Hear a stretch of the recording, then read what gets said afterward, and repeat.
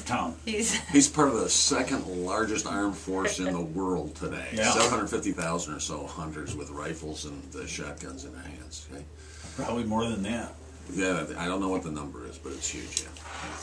Well, my guy I'm working with from Amtrak, I know he's a hunter, but he was surprised that most people take the day off today. Day off. I know in Michigan. I know a bunch because he's of guys. from Ohio. He grew up in Ohio and he lives from Illinois now. So. I know a bunch of guys that started the whole thing last Saturday. They went up north last Saturday to get all prepared.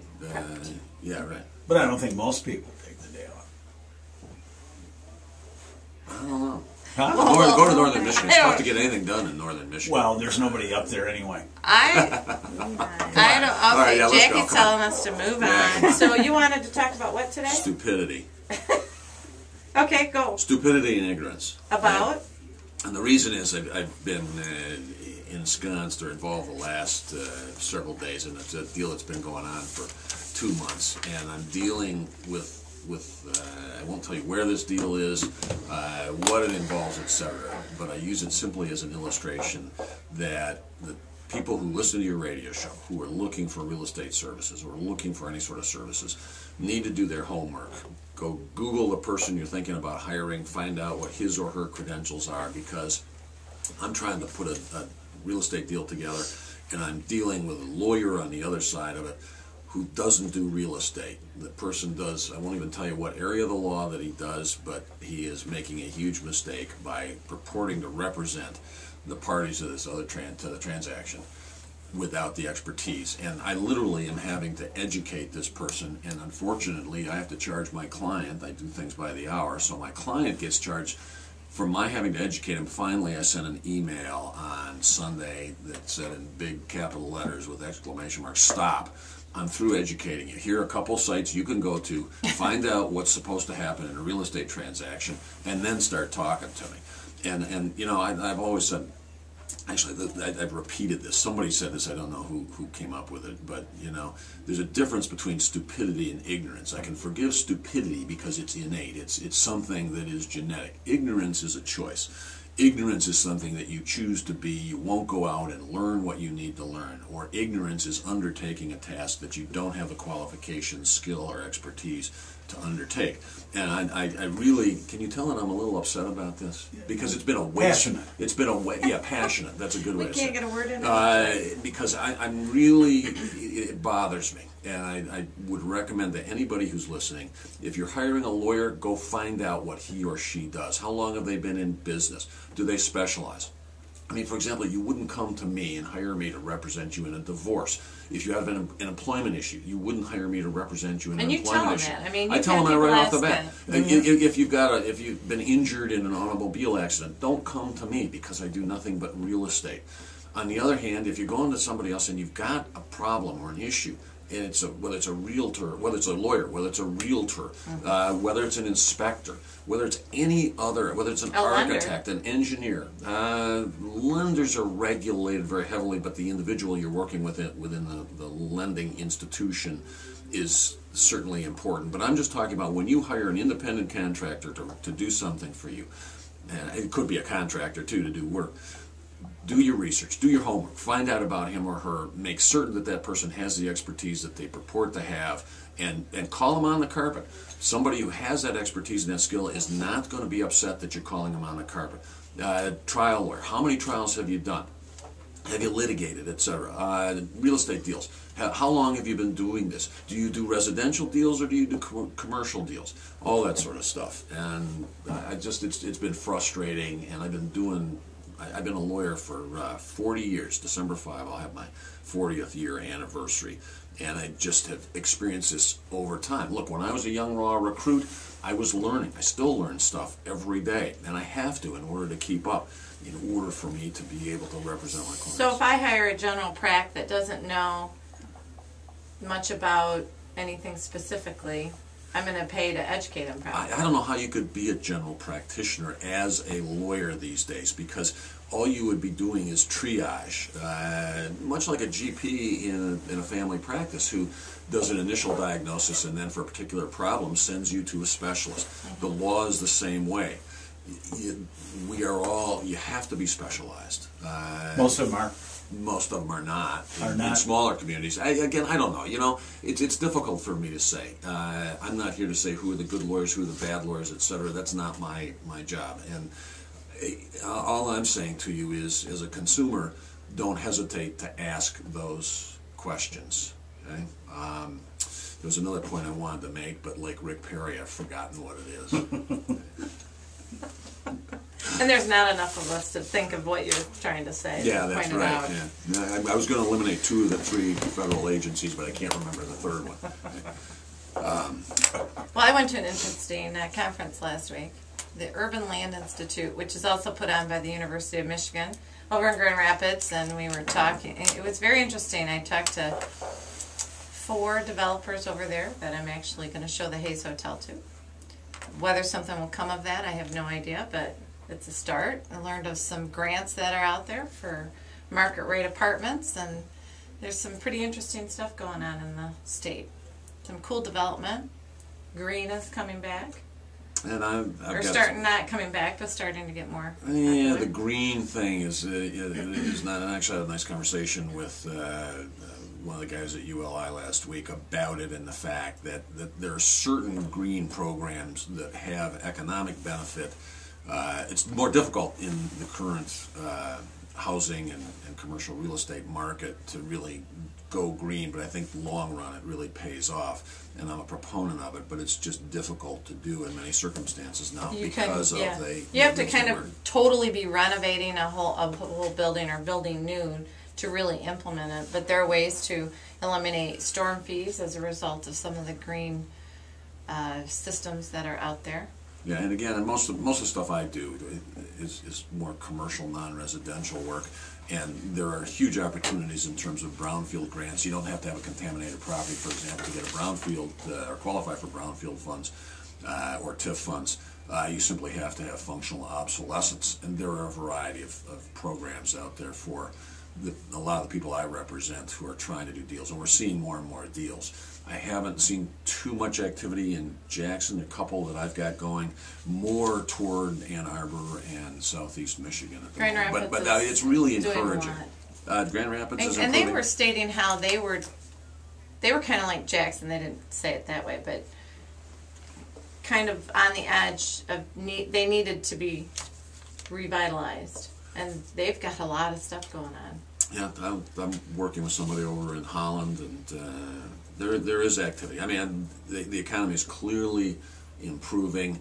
I don't know that much about the fiscal cliff or the fiscal curve, as it was called by somebody last night, because they didn't think it was quite a cliff. But you know, it looks like we're getting on the right track. Things are coming back. You're awfully quiet today. Oh. Yeah. Soaking it all in. Oh, there you go.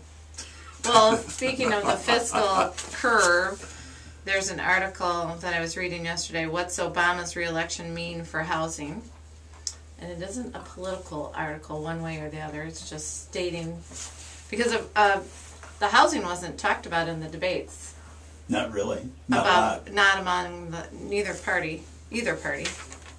So, Well, I think that's deliberate, because what can you say about it? I mean, it was a huge collapse that happened in 2008, and you know, it was a product of a sort of a confluence of several factors. And I don't think that whether it's Mitt Romney or whether it's Barack Obama in the presidency that's going to make a difference in what the future of the housing market is. I think it's much.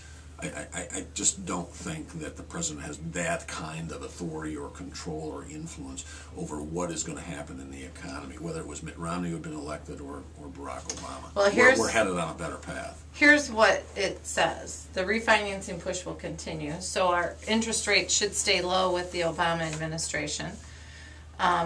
Because then you can refinance, it gives you more money. They consider that economic stimulus, because then you'll take that money out and put it into the economy. Make sense?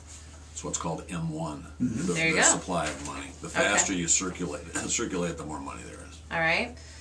Number 2, the new mortgage regulations are coming. So we're going to see stiffer, it's going to be a little bit more difficult to get a loan, so that we don't see a mortgage collapse again with people having to go through foreclosures. You mean more difficult than it is already? Yes. They don't want So that'll to, you hurt. know, it was real easy So at one that- point when you had no income verification. That was the extreme on one side.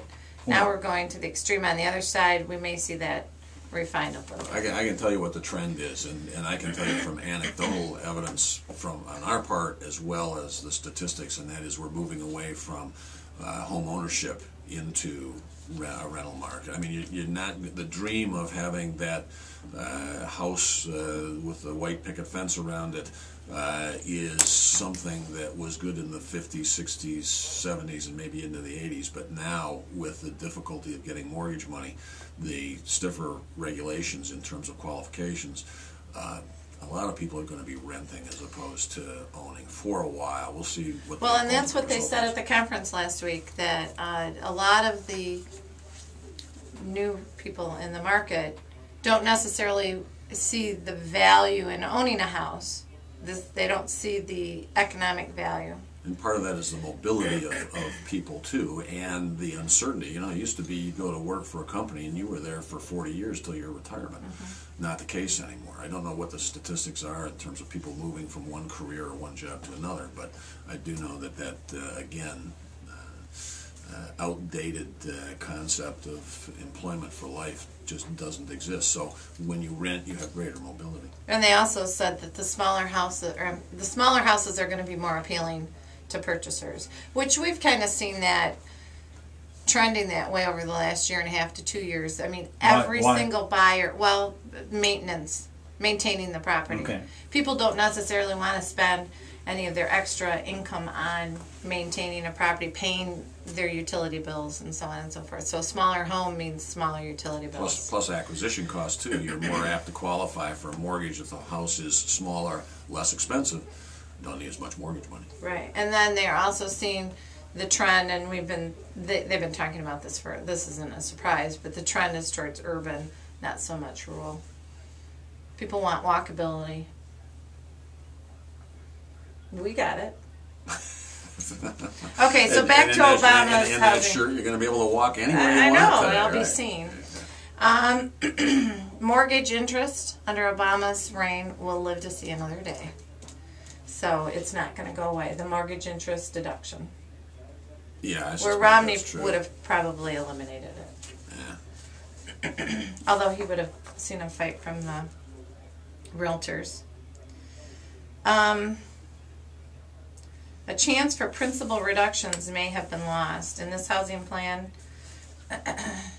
Romney had called for shared appreciation loan modifications. This means that a borrower could get a reduction in their unpaid principal balance, but would have to share some of the upside with whoever took the hit for the principal reduction. That's actually a good plan. You might still see it in the federal program. There's the federal program HAMP, House Affordable Mortgage Program, and HAFA, the what's that, home, I can't remember what HAFA stands for, but those programs are out there. And then you got the state statute, which expires December 31, 2013 is one statute that expires. That has to do, it actually expires the end of this year unless it's extended 2012. That's the one that says the lender has to give you a notice that you have 90 days in which to request, you have 30 days in which to request a meeting with the lender representative and a housing counselor to see if you can work out a HAMP or a HAFA modification. Those programs are still in place, but the state statute is set to expire at the end of this year. We're hoping that, in fact, it continues. The other one that's set to expire is the Mortgage Debt Forgiveness Act. Correct. That one. Those are all part of that cliff. That one really needs to get extended because if the homeowner who's being foreclosed on, where they're underwater and they end up with a 1099 after the end of the year for that difference, if they have to report that as income, you're going to see a huge increase in bankruptcies. You have to have that debt forgiven. So we'll see what happens with it. Aren't they negotiating between Obama's administration and the Republicans? I don't know, after listening to McCain, They're and doing a Lindsey lot Graham, right now. They're trying. We're talking about the bipartisan committee, but when you listen to the rhetoric going on, I mean, yesterday with McCain and Lindsey Graham and what they had to say, you know, this notion of bipartisanism and the fact that now with the election over, everybody to work together. When you hear rhetoric like that, you just wonder what is going on. Why are they doing this? Are they simply posturing for the public? Are they posturing for their own constituency? I mean, come on, guys, Democrats and Republicans, let's get together. Let's step up to the bar and together resolve the problem. So anyway, that's my. I'll get off my soapbox. I don't mean to do that.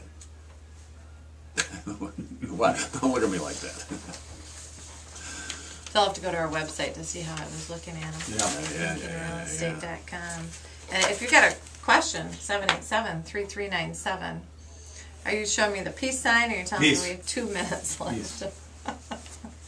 So I thought that was interesting, though. That's all there was for the Obamas, what housing means for. Yeah, and again, you and I So can. basically, status quo.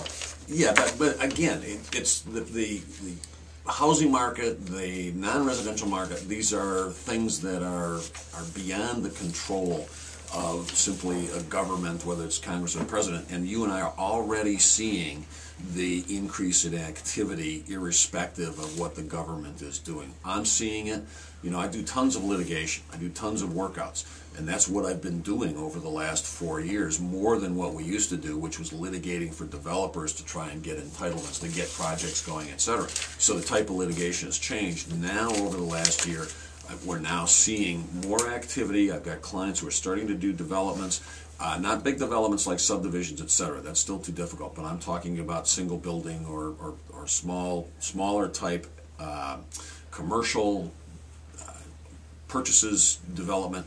And in fact, what I'm also seeing, which was not true pre-2008, is municipalities now embracing these developments as opposed to opposing them. Before, they could choose from 100 different developments. I'm exaggerating here, but they could choose from any number of developments, and so they were dead set on restricting what that development was going to be and the control over. Now I have many municipalities, with a couple exceptions, the municipalities which are now embracing those They're more developments and trying proactive. to help them. Yeah. Right, and what I'm seeing are not enough properties on the market. So if you've got a house, you're vacillating, we need listings. I think this is the lowest inventory I've seen in several years. We have price reduction on 405 Seneca, really nice ranch in a nice neighborhood that is on the northwest corner of Detman and Michigan. If you don't know where Seneca is, there's a subdivision back there, and this house has been drastically reduced to $99,900, 3 bedrooms, 1 bath, full basement, hardwood floors, updated kitchen. It's a nice place. And then 2228, so 2228 Linda Court, 180,810. That's a great 3 bedroom, 4 bedroom, 2 bath house, and a nice subdivision also. Where's that at? That's off of Horton Road, runs off of Lakewood Glen, I think is the road. Okay. And that's what I've got. That's it. That's it. How'd Jackie do last week? Good. ThinkingRealestate.com. 780-3800.